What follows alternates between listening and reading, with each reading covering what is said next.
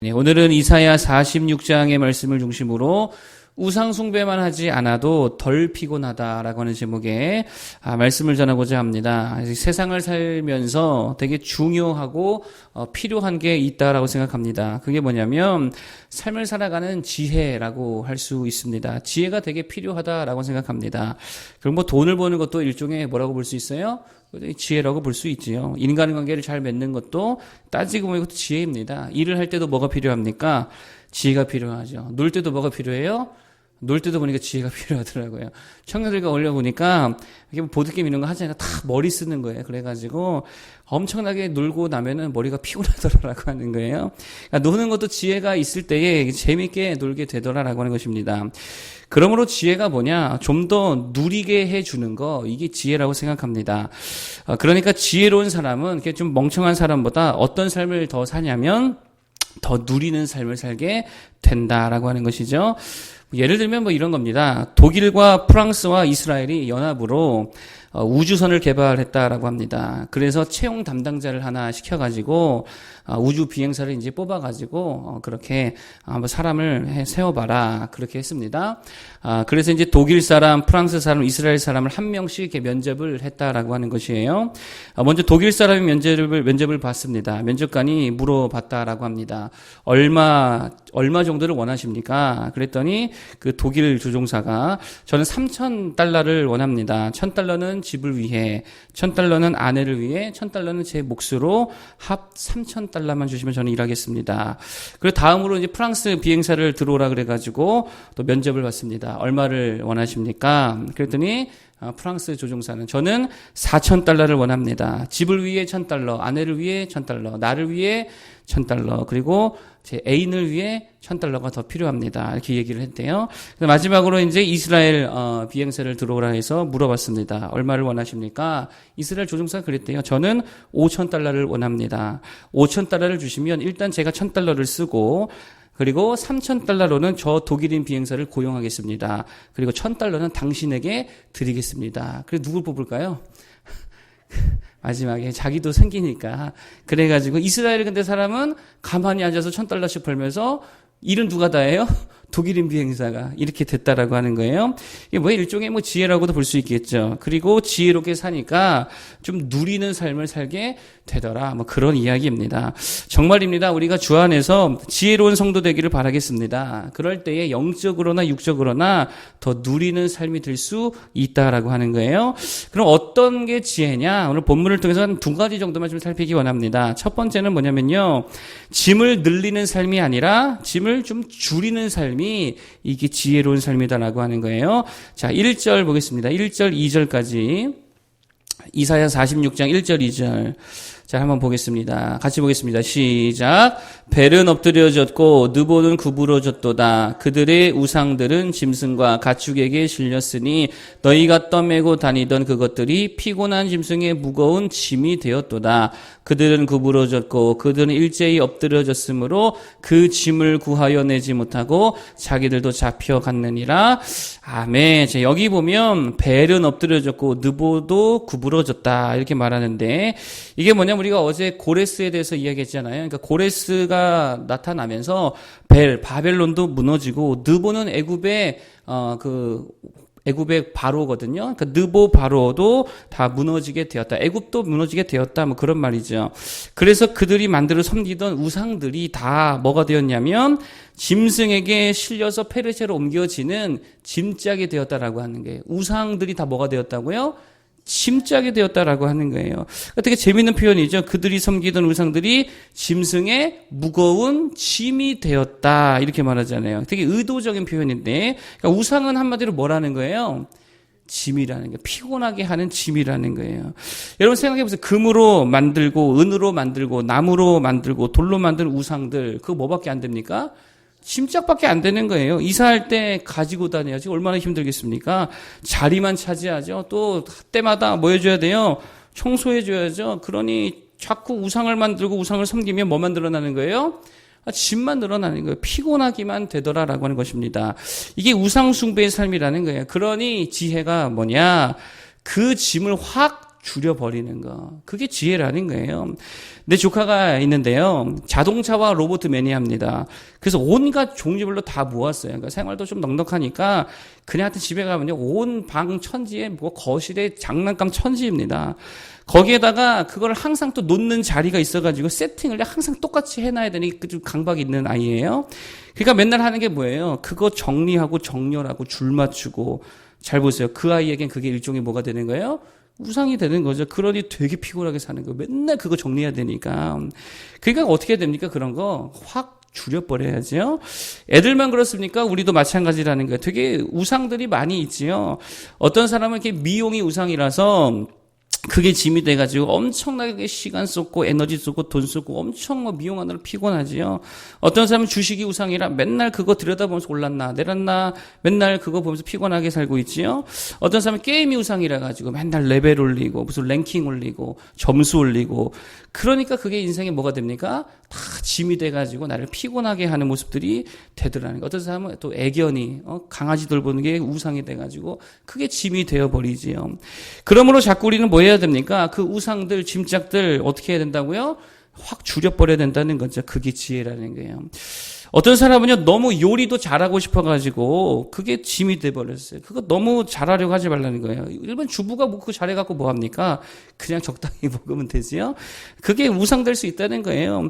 또 어떤 사람은 너무 깨끗하게 살려고 그것도 짐이 되더라라고 하는 거예요.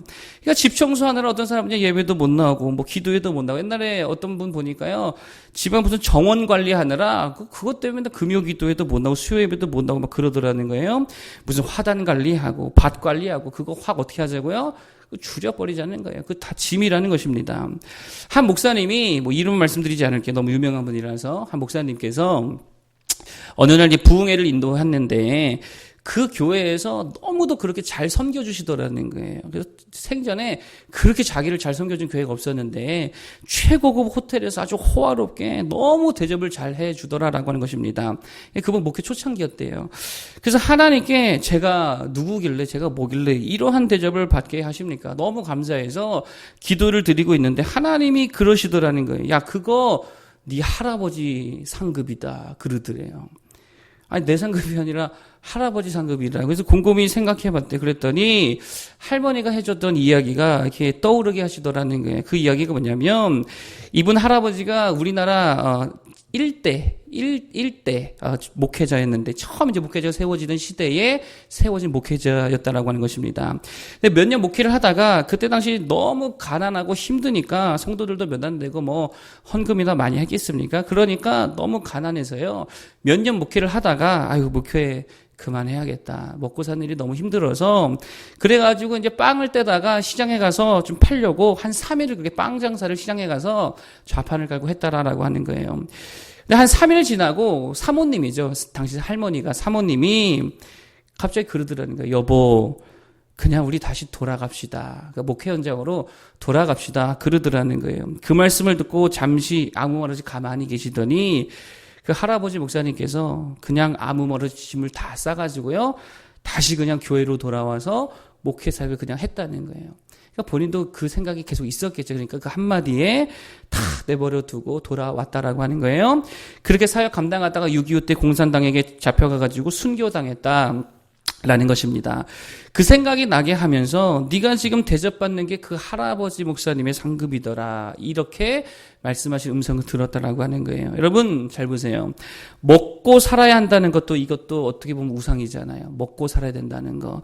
그 우상을 그냥 짐짝과 같이 내던져 버리고 사명과 소명의 자리로 그냥 돌아와서 죽을 때까지 사명 감당했더니 보세요. 본인과 자식 세대와 그 다음 손자 세대까지 하나님이 누리게 하시더라라고 하는 거예요. 여러분 우상 그거 확 다 버릴 수 있기를 바라겠습니다. 그 짐짝이라는 거예요. 내가 뭔가 너무 좋아한다, 너무 막 마음을 쏟는다, 너무 사랑한다, 그거 확 줄여버리고 좀 더 하나님 앞에 집중할 수 있는 모두가 되기를 바라겠습니다. 그러면 누리는 삶이 될 줄로 믿습니다. 또 한 가지 인생의 지혜가 뭐냐, 하나님이라고 하는 변수를 항상 염두에 두라는 거예요. 항상 어떤 것을 염두에 두라고요? 하나님이라는 변수를 염두에 두라는 거예요. 자, 8절과 9절 보겠습니다. 8절과 9절 읽어볼게요. 시작.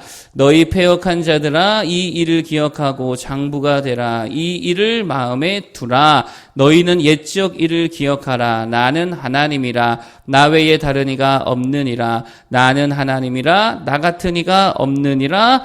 아멘. 여러분 뭐라고 말씀하세요? 자꾸 기억하라 이렇게 말씀하시죠. 기억하고 새기라. 뭐를요? 하나님이 하신 일들을, 하나님이 어떤 변수가 되었는가를 기억하고 새기고 늘 염두에 두라는 거예요. 여러분 잘 보세요. 당시 이사야 시대에 위로는 누가 있습니까? 아수르, 바벨론, 강대국이죠. 아래로는 누가 있어요? 애굽이 있잖아요. 그러니까 무슨 말이에요? 애굽에게 망하든지 바벨론에게 망하든지 뭐 둘 중 하나 아닙니까? 다른 변수가 없잖아요. 그런데 변수가 하나 있는데 그게 뭐라는 거예요? 하나님의 존재라는 거예요. 그러니까 하나님의 존재라는 변수를 놓고 그걸 배제하고 생각하면 북에 뭐 아수르에게 망하든지 바벨론에게 망하든지 애굽에게 망하든지 밖에 없는데 하나님이라고 하는 변수가 하나 딱 있으니까 역사가 어떻게 흘러갑니까? 바벨론도 망해버리고 애굽도 망해버리고 이스라엘은 포로에서 다 돌아오게 되더라는 거예요. 전혀 예상하지 못했던 방식으로 역사가 흘러가게 하시더라라고 하는 거예요. 그러니까 이 하나님이라고 하는 엄청난 변수를 항상 염두에 두라라고 하는 것이죠. 여러분 망한 것 같잖아요. 어떨 때 보면은 야, 나 이제 이러다가 망하는 거 아닌가. 뭐 이국종 교수가 그랬다면서요. 이번 생에 망했다고. 그럴 때가 있잖아요. 그런 것 같을 때가. 그러나 우리에게는 아직 변수가 하나 남아 있더라라고 하는 거. 그게 누구라고요? 하나님이시라는 거예요. 그러니 하나님 배제하면 망했다, 끝났다 할 수도 있겠지만 하나님이라고 하는 변수가 남아있기 때문에 뭐 할 수 있는 거예요? 우리는 여전히 기대할 수 있고 여전히 소망할 수 있고 여전히 바랄 수 있더라라고 하는 것입니다. 하나님은요 9회 말 투아웃 3볼에서도 역전할 수 있어요? 없어요? 10대 0도 역전할 수 있을 줄로 믿습니다. 그거 아무것도 아니지요. 그러므로 제발 끝까지 진짜 목숨 떨어질 그날까지 좀 원망 불평하지 말고 먼저 결론 쉽게 내리지 말고 좀 잠잠해지자는 거예요. 왜요? 판도를 바꿔버리는 변수가 있잖아요. 하나님이 되시는 줄로 믿습니다. 그러니 진짜 바보 같은 인생이 누구냐? 이 하나님이라고 하는 변수를 전혀 고려하지 않는 사람. 그게 제일 바보죠. 그게 제일 중요한 변수인데요. 어떤 생각이든 어떤 고민이든 어떤 영역에서든 이 변수를 항상 염두에 두고 믿음으로 결론 내릴 수 있는 모두가 되길 바라겠습니다. 이게 진짜 삶을 누릴 수 있는 지혜 중에 지혜인 줄로 믿습니다. 오늘 이게 지혜로운 삶에 대해서 두 가지 말씀드렸는데 지혜는 우리 삶을 누리게 한다 그랬죠. 특별히 두 가지가 뭐냐. 첫 번째, 짐을 늘리지 말고 어떻게 하자고요? 짐은 줄이는 거라 그랬죠. 뭐가 짐입니까? 우상 숭배하는 거. 그게 짐이죠. 내가 너무 좋아하는 거, 너무 마음 쓰는 거, 너무 사랑하는 거, 그거 다 줄일 수 있어야 될 줄 믿습니다. 그거를 다 하나님께 쏟아버릴 수 있는 모두 되기를 바라겠고, 두 번째, 하나님의 역사라고 하는 그 변수를 늘 고려하자. 그렇기 때문에 더 소망하고 더 바라고 기대하기를 바라겠습니다. 그 믿음으로 모든 삶을 누리는, 주 안에서 누리는 모두가 되기를 축복합니다. 기도하겠습니다.